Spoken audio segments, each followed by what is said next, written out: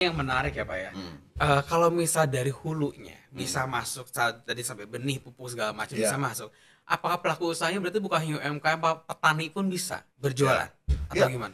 Prinsipnya memang bisa begitu ya. Meskipun petani itu kan sebetulnya masuk ke industri pengolahan Mhm, dulu baru dijual. Tetapi akses langsung kepada apa namanya kepada katalognya itu mhm, sendiri mhm, bisa. mhm, Nah, di beberapa tempat ada yang petaninya langsung masuk atau mhm. UMKM-nya masuk, pelaku usaha mikronya masuk, ada juga yang diagregasi, misalnya melalui Oh sih, koperasi baik baik baik. dan seterusnya. Jadi Tapi berarti sih tetap produknya tetap on board ke on board katalog. di katalog berarti. Hai Sobat Kredibel, selamat datang di podcast episode Ramadan, Bincang Hal seputar Ramadan. Bersama dengan saya Mukti, seperti biasa. Beberapa waktu ke depan kita akan ngobrol soal isu-isu pengadaan barang jasa yang lagi hangat-hangatnya buat dibahas. Nah, seperti pada hari ini, kita mau bahas program kerja baru dari AKPP yang namanya Gapai Katalog versi 6. Punya hashtag nih si Gapai Katalog versi 6 ini, yaitu dari ladang ke layar. Nah, apa sih Gapai Katalog versi 6 ini? Langsung aja kita tanya-tanya langsung ke narasumber yang sudah hadir bersama kita pada pagi hari ini, Deputi Bidang Transformasi Pengadaan Digital AKPP, Bapak Patria Susantosa. Halo Pak Patria, selamat pagi. Pagi Mas Apa Mukti, kabar? baik. Seperti tadi sudah bilang Sobat Kredibel, kita mau Mhm. ngobrol soal Gapai ini. Tapi sebelum kita Oke. ngobrol lebih lanjut, mungkin Bapak mau Pak dulu nih, Sobat Kredibel di luar sana sedang nonton kita. Halo Sobat Kredibel, apa kabar? Semoga selalu semangat dan bahagia. Cukup ya? Bahagia, cukup banget semangat dan bahagia. Iya, itu harus untuk Ba- mendasari kegiatan kita Betul, apapun. betul sekali. Bapak, tadi udah saya bilang nih apa ya, kita mau bahas program kerja baru di AKP itu Gapai Katalog. Ya. Seperti ada di baju kita, terus Hmm. dibilangin di gelas kita nih Pak, Iya, Gapai semuanya Gapai Katalog. iya. Gapai Katalog versi 6 ini apa sih Pak? Oke.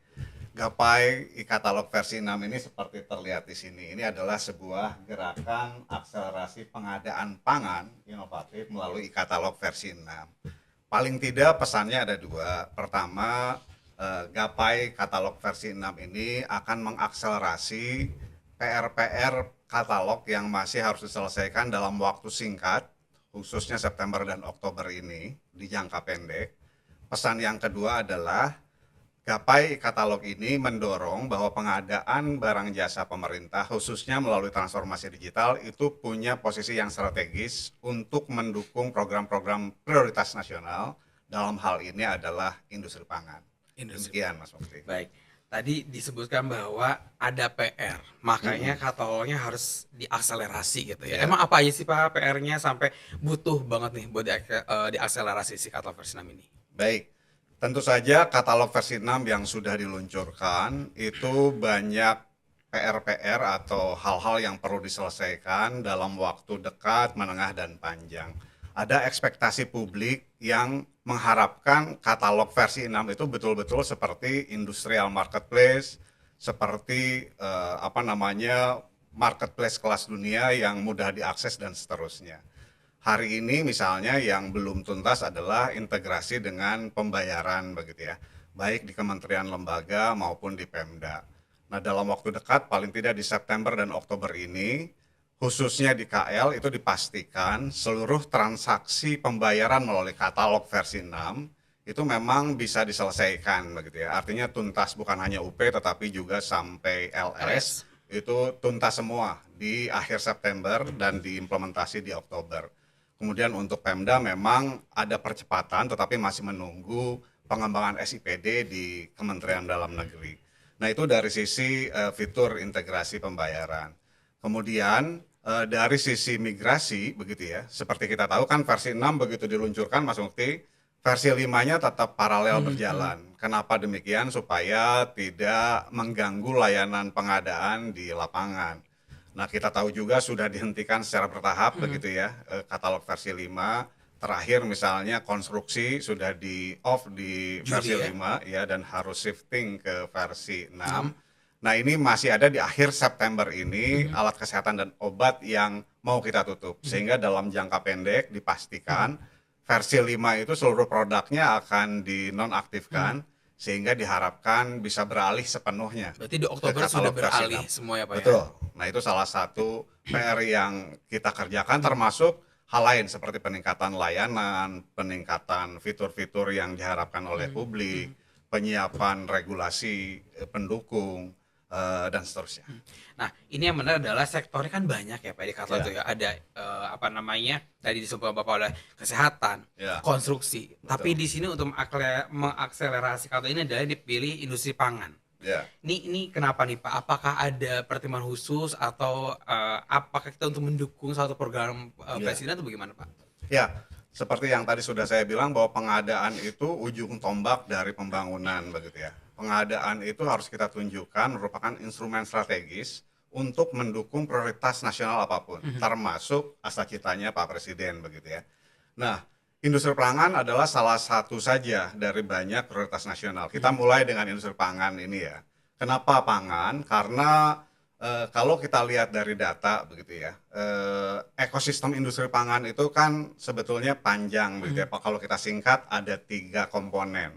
Pertama, apa namanya, kalau di pangan itu ya tentu pengolahannya itu ada di tengah. Tapi pengolahan atau industri itu harus dipasok oleh rantai pasoknya, dalam hal ini misalnya sektor Bahan baku. pertanian begitu ya, bahan bakunya.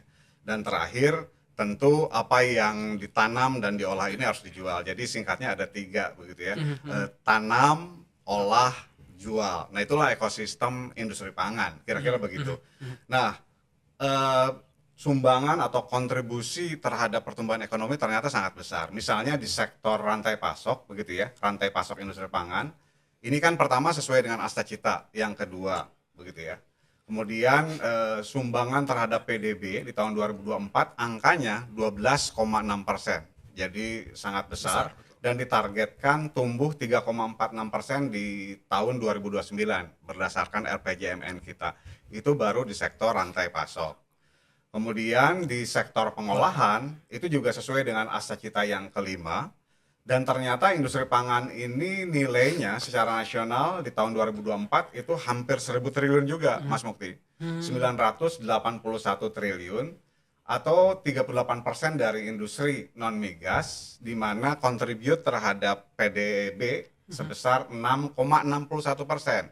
Jadi kita lihat industri pangan ini adalah sektor yang strategis, berkontribusi untuk mengungkit pertumbuhan ekonomi. Dan angka juga lumayan Dan besar ya Pak. angkanya cukup besar. Jadi Betul. tentu akan signifikan untuk mencapai target ekonomi 8% misalnya. Siap. Berarti itu semua tadi apa namanya si industri pangan itu ada kata elektronik. Betul. Nah, tadi Bapak sampaikan bahwa ada 3 komponen dari mulai si tanam, olah, jual. Misalnya dari hulu ke hilir itu banyak sekali Pak ya. Ya. Dari mulai dari bahan bakunya Betul. kayak padi segala macam lalui, apa sampai nanti barangnya itu siap dikonsumsi oleh masyarakat. Ini Ya. bagian mana yang akhirnya akan masuk dalam katalog elektronik? Oke, baik.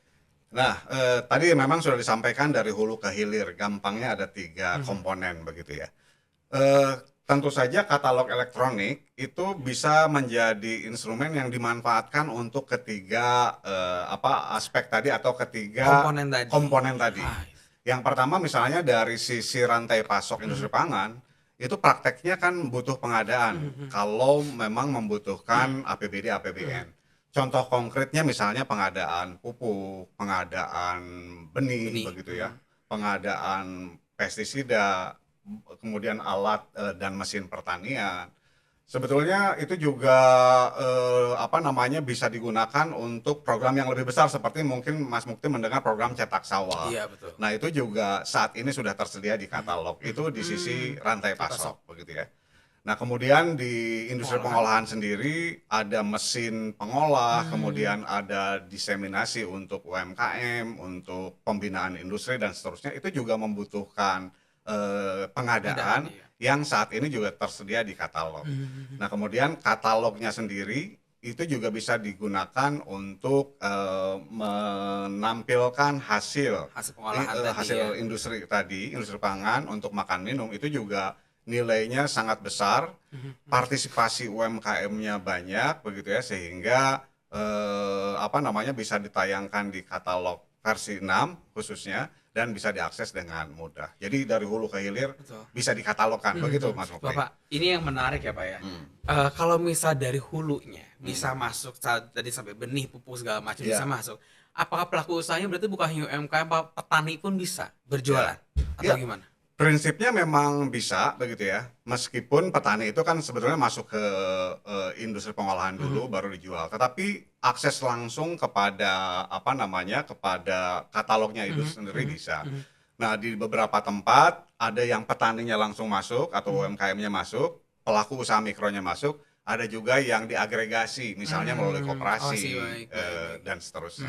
Jadi Tapi berarti sih tetap produknya tetap on board ke onboard di katalog. katalog. Berarti ya, ini kalau menurut saya bukan hanya menambah PDB ya Pak ya, tapi membuka peluang Betul, pekerjaan baru iya, bagi petani. Kan sekarang juga petani pada bingung jualnya harus kemana iya, gitu iya, ya Pak ya. Sekarang titipin di koperasi, mhm. biar nanti koperasi buat masuk ke elektronik. Betul, betul. Nah, industri pangan yang tadi saya sebutkan, PDB contribute Mhm. 6% 6,1%. itu sebetulnya teorinya begitu ya, dari data paling tidak itu bisa mempekerjakan lebih dari 2 juta Mhm mhm sebetulnya tenaga kerja. mhm Jadi, memang sangat besar mhm begitu mhm ya, mhm industri pangan ini mempekerjakan begitu ya, atau menyiapkan mhm. lapangan kerja Pekerjaan ya, baik dari petani tadi sampai ke sampai ke penjual. pedagang atau pelaku usaha Mhm. UMKM. Tadi Bapak bilang PDB, apa namanya, penyumbangan sektor pangan ini ke PDB itu besar sekali. Nah, Iya, tapi kalau misalnya di perkiraan nih Pak ya, nilai mhm, pengadaan di sektor, pangan ini tuh berapa sih besarnya? mhm, Dan apa manfaatnya gitu Pak, bagi si pelaku usaha ini, mhm. dan juga bagi negara kita nih, dengan memanfaatkan katalog elektronik ini dalam industri pangan? Oke, nah ini harus lihat contekan dulu kalau data ya. Eh, dari data yang tercatat di RUP, paling tidak ada sejumlah angkanya ini 54 triliun begitu ya. Mhm. Di tahun 2025 ini belanja di sektor pangan atau yang terkait dengan ekosistem industri Mhm. pangan. Itu kan cukup besar Besar begitu sekali, ya. betul. Namun realisasinya di akhir bulan kemarin baru mencapai 27% Mmm, atau 15 triliun. Jadi kita masih melihat apa namanya, penyerapannya masih rendah rendah, di betul. sektor pangan. Mhm. Nah, salah satunya teman-teman di lapangan di KLPD itu memang menunggu, produk pangan ini seluruhnya termigrasi ke versi Mhm. 6 begitu ya. Kenapa demikian? Karena kalau sudah tersedia di versi 6 tentu pengadaannya akan jauh lebih Mhm. cepat dibanding dengan pengadaan non katalog. Karena di versi 5-nya sudah ditutup, Mhm. di versi 6-nya belum tersedia, menggunakan mekanisme lain cukup lama dari Mhm sisi mhm. waktu, maka teman-teman banyak yang menunggu produk ini Iya, yang terkait dengan industri pangan ini, on board di dalam katalog. katalog versi 6. Ya, jadi kita bisa lihat benefitnya itu sudah terbukti begitu ya, tentu akan mempercepat proses pengadaan, membuat pengadaan itu juga jauh lebih mudah, pastinya transparan dan tercatat yang, diharapkan oleh Mhm. banyak pelaku pengadaan di lapangan bertransaksi melalui, Katalog katalog. versi 6. Khusus untuk, penguatan rantai Mhm pasok misalnya cetak sawah, mhm mhm alsintan, mhm pupuk dan seterusnya itu, memang, tuntutan waktu itu menjadi penting Mas mhm. Mukti. Karena Oke. misalnya teman-teman Kementan kemarin sempat ke sini menyampaikan kalau metode tender yang terlalu lama begitu ya, belum tentu tendernya juga Betul berhasil, betul. bisa gagal. Itu nanti apa, waktu pelaksanaannya juga sangat, singkat Mhm dan dikhawatirkan sudah masuk musim penghujan, mhm.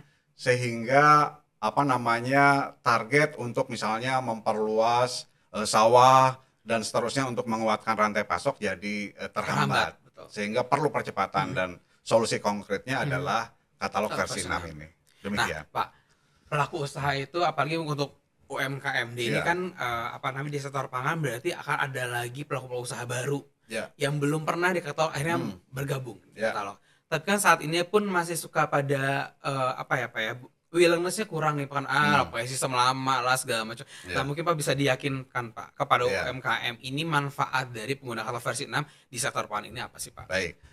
Tentunya seperti yang tadi sudah saya sampaikan, bahwa e-katalog versi 6 ini kan diharapkan betul-betul seperti marketplace, Mhm seperti online shop begitu ya. Nah, begitu saya selalu menyampaikan demikian, nah itu ada harapan baru begitu ya dari UMKM bahwa oh ternyata pengadaan barang jasa pemerintah itu tidak serumit begitu ya, tidak sekompleks pengadaan yang mereka ketahui mhm sebelumnya. mhm mhm. Ada proses tender, panjang sekali, persyaratannya banyak dan seterusnya. Kalau online shop kan prinsipnya asal punya akun, Betul. kemudian tayangkan produknya yang sesuai dengan apa yang dia jual, Jual. begitu ya. Sesederhana itu sehingga apa namanya teman-teman UMKM ya bisa dengan mudah bergabung. Kemudian kalau UMKM-nya go digital kan ada banyak benefit yang mereka peroleh. Salah satunya tentu aksesibilitas gitu jauh lebih mudah. Kemudian bisa menjangkau pasar yang lebih banyak. Akhirnya juga pendapatan atau potensi pendapatannya bisa meningkat Betul. dibandingkan dengan tidak go digital. Kemudian juga di digital yang seperti online shop yang juga sedang dikembangkan di versi 6 terus-menerus ini adalah integrasi dengan pembayaran. Itu juga salah satu attractiveness untuk pengadaan melalui versi 6 ini atau katalog versi 6 ini Mas Mukti. Karena bagi UMKM khususnya mikro, pembayaran kepastian pembayaran itu sangat penting begitu ya. Jadi jangan sampai ada order misalnya kalau terkait industri pangan katakanlah makan minum di salah satu institusi kemudian sudah di-deliver 500 pack begitu ya atau kurang dari itu, kemudian dibayarnya lama, harus banyak persyaratan yang ditempuh. Nah, itu akan merepotkan bagi UMKM.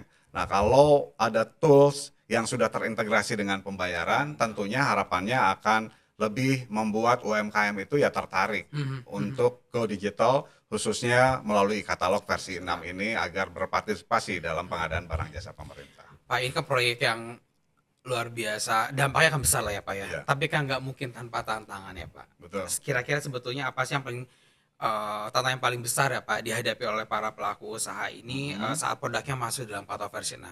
Dan menurut Bapak bagaimana cara mereka bisa menyelesaikan masalahnya? Iya, tantangan terbesar dari pengembangan sistem digital apapun, termasuk e-katalog, sebetulnya sih memang adopsi digital, begitu ya. Jadi banyak sekali produk-produk digital pemerintah khususnya itu dikembangkan dengan sangat baik, dengan tujuan yang baik, begitu ya. Tetapi memang gagal terimplementasi di lapangan. Karena memang bagian tersulitnya atau tantangannya ya adopsi digital. Oleh karena itu tentu harus ada upaya-upaya kan, seperti misalnya ya tentu penguatan platformnya sendiri. Jadi bagaimana platform e-katalog versi 6 itu terus ditingkatkan sehingga ramah pengguna begitu ya. Kalau ramah ya harapannya semua orang ya akan lebih tertarik begitu atau memudahkan kita dalam proses adopsi. Kemudian juga tentu sosialisasi, diseminasi itu terus digencarkan. Kemudian juga pendampingan bagi para pelaku usaha terus kita lakukan. Dan yang terpenting juga bisa berkolaborasi dengan berbagai pihak.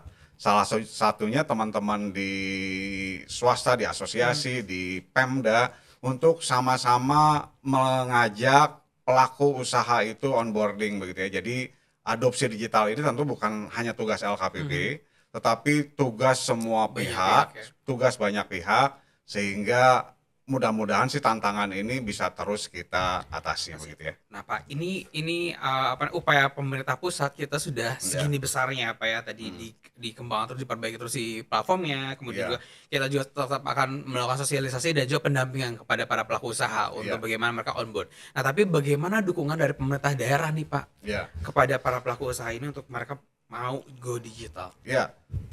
Sebetulnya tadi sudah saya sampaikan misalnya onboarding begitu ya, itu satu PR gitu bagi yang bisa dilakukan oleh Pemda. Pemda itu tahu persis berapa angka katakanlah UMKM atau pelaku usaha lokal di sekitarnya. Ada usaha mikro binaan dan seterusnya. Nah, itu bisa menjadi target begitu ya bagi Pemda untuk melakukan onboarding begitu ya. Untuk mengajak pelaku usaha yang tadinya belum onboard di katalog, khususnya katalog versi 6, kemudian diajak onboard. Itu yang bisa dilakukan oleh Pemda. Kemudian juga tadi ada pelatihan, ada pendampingan menayangkan produknya. Dan yang penting juga bukan sekedar adopsi digitalnya, tetapi membina mereka, itu yang bisa dilakukan oleh Pemda untuk memang bisa bertransaksi secara digital, menguatkan produk pangannya kalau dalam hal ini.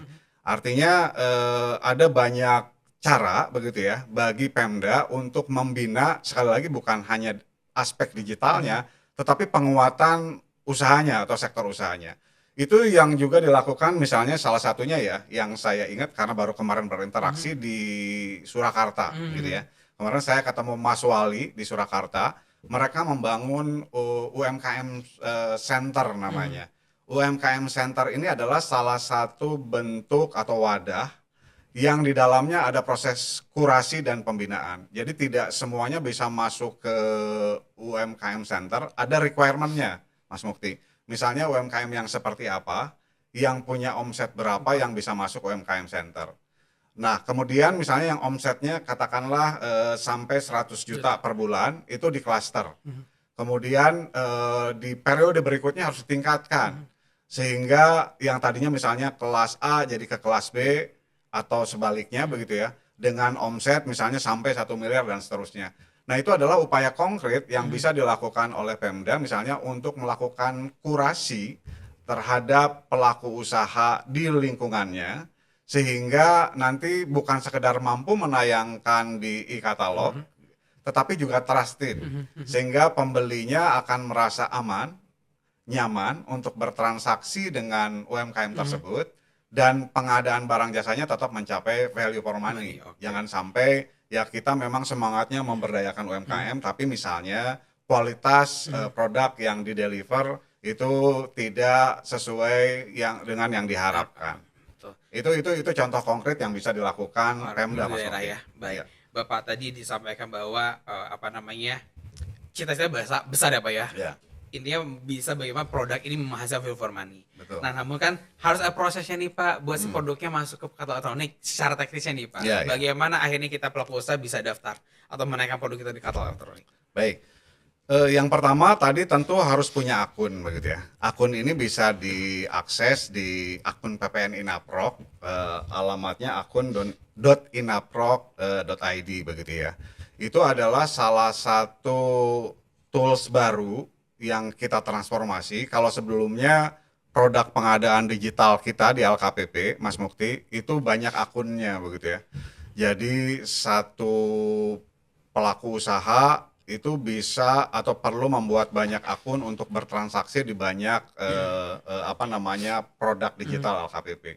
Demikian juga dengan PPK nih, PPK, PP dan seterusnya. Kalau dulu ya harus punya banyak akun untuk masuk ke dalam modul-modul di SPSE atau sistem pengadaan digital kita. Nah, jadi yang pertama pelaku usaha harus punya akun tunggal. Tadi alamatnya sudah saya sampaikan. Di katalog.id. Ya, cantumin di juga akun. di bawah kita. Ya, nah itu yang pertama. Yang kedua, tentu tayangkan produknya begitu ya. Yang bersangkutan atau para UMKM yang sudah punya akun ini bisa menayangkan produknya dengan mudah karena sudah dipangkas proses bisnisnya dari yang tadinya perlu dikurasi atau di screening panjang lebar. Sekarang ya asal yang bersangkutan punya misalnya KBLI yang sesuai dengan produk atau persyaratan produk tersebut, ya yang bersangkutan bisa menayangkan produknya. Jadi semudah itu kira-kira, punya akun lalu tayangkan produk sesuai dengan barang jasa yang bisa dia jual. Semudah itu. Ya. Daftar di katalog.inaprok.id, kemudian tayangkan produknya. Persis. Jangan lupa untuk dipromosikan mungkin ya Ya. Pak ya. Baik, Bapak, ini mungkin sebenarnya masih banyak yang pengen saya tanyain, Ya, cuman waktu juga yang batasi kita. Nah, ini pertanyaan terakhir dari saya Pak. Ya. Ini kan pastinya program ini ingin mendukung program ketahanan pangan nasional ya Pak ya. Ya. Tapi kan tidak mungkin hanya berhenti di gapai saja nih Pak ya. Apa sih yang akan dilakukan ke depannya Pak? Di bidang transformasi digitalnya ya Pak ya tentunya untuk pengadaan atau proses si ketahanan pangan ini bisa sustainable Pak, Ya. bisa berlanjut dengan baik. Baik. Kalau kita bicara ketahanan pangan, saya perlu lihat data juga ya. Data ini ada di lampiran 1 RPJMN 2025-2029. Bahwa ketahanan pangan kan pilar penting begitu ya bagi kemajuan Indonesia. Namun ada tantangan pasti di lapangan gitu ya. Kalau kita bicara ketahanan pangan, ada perubahan iklim, degradasi lahan, pertumbuhan populasi dan kebutuhan dan seterusnya. Ini data nih, Mas Mukti. Jadi dari luas lahan baku sawah di Indonesia itu luas lahan baku sawah atau LBS di Indonesia itu turun 80.000 hektar dalam 5 tahun Ini terakhir. bukan deforestasi kan Pak? Dan segala macam faktornya gitu ya, termasuk alih fungsi lahan kan jadi perumahan dan seterusnya. Betul. Kemudian setelah menyempit kualitasnya juga berkurang karena dari data lahan pertanian berstatus kurang berkelanjutan itu meningkat mencapai 89,54%. Bayangkan begitu ya, tantangan ketahanan pangan di kita. Nah, perlu intervensi. Tadi salah satunya ada cetak sawah dan seterusnya yang butuh percepatan eksekusinya. Dan salah satu solusinya kan tadi memanfaatkan sistem digital khususnya e-katalog versi 6. Itu contoh konkret kontribusi gitu ya e-katalog versi 6 untuk mendukung misalnya program ketahanan pangan. Nah, kemudian kalau pertanyaannya apakah program ini akan berlanjut? Ya, harus berlanjut begitu ya.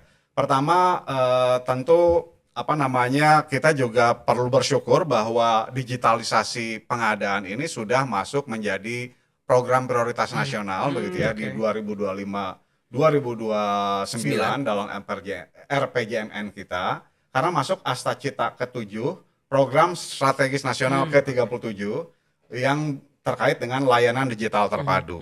Nah, salah satu program prioritasnya kalau kita buka RPJMN-nya adalah penguatan pengadaan barang jasa secara elektronik, yang konkretnya diantaranya penguatan e-katalog versi 6 dan terus kita tingkatkan begitu ya. Nah, kemudian juga penguatan yang lainnya adalah sudah ada Perpres 83 tahun 2025 tentang Komite Percepatan Transformasi Digital Pemerintah, diketuai oleh penasehat khusus bidang digitalisasi, kemudian wakil ketuanya ada Menpan RB dan Komdigi, kemudian ada 7 anggota, ada Kementerian Hukum, BPKP, BSSN, Kementerian Dalam Negeri, Kementerian Keuangan, dan salah satunya LKPP. Sehingga paling tidak apa yang tadi saya sampaikan bisa meyakinkan kita bahwa program ini akan terus berlanjut begitu ya, pasti akan kita lanjutkan. Berarti itu bukan cuma soal program baru ya Pak ya, tapi ini adalah ejawantah LKPP atau pemerintah pusat ya Pak, kerjasama semua pihak dalam menjalankan amanat yang tertuang dalam RPJMN yang bisa dimanfaatkan oleh masyarakat. Intinya adalah satunya untuk meningkatkan perekonomian kita, masyarakat sejahtera, menjadi kredibel ya Pak ya. Baik, mungkin Bapak waktu juga membatasi kesempatan kita pada hari ini. Sebetulnya masih banyak banget nih yang pengen saya tanyain kamu menarik sekali, apalagi sektor pangan ini kan memang salah satu yang lagi banyak dibahas ya Pak. Mungkin nanti di lain waktu kita akan bahas lagi soal pengadaan melalui kartu elektronik ini, salah satunya dari sektor pangan. Siap. Mungkin Bapak ada pesan-pesan terakhir buat teman-teman yang lagi nonton Sobat Kredibel? Tadi aja, tetap bahagia. Cukup Pak. Tetap bahagia. Kalau dari saya mungkin jangan lupa nih untuk para pelaku usaha untuk mendaftarkan gitu produknya di kartu elektronik khususnya di sektor pangan, karena gampang banget ya Pak. Cuma tinggal bikin akun di katalog.inapro.id dan juga tayangkan. Jangan lupa juga untuk sosialisasikan atau promosikan produknya. Oh iya, saya lupa ini. Kita punya program rutin begitu ya untuk UMKM itu yang terbuka dan selalu ada. Yang saya ingat ya, hari Senin siang itu ada Zoom terbuka untuk pendaftaran akun, dan yang kedua di hari Rabu dan Kamis itu untuk penayangan produk. Jadi silahkan sebanyak-banyaknya UMKM untuk berpartisipasi di katalog versi 6.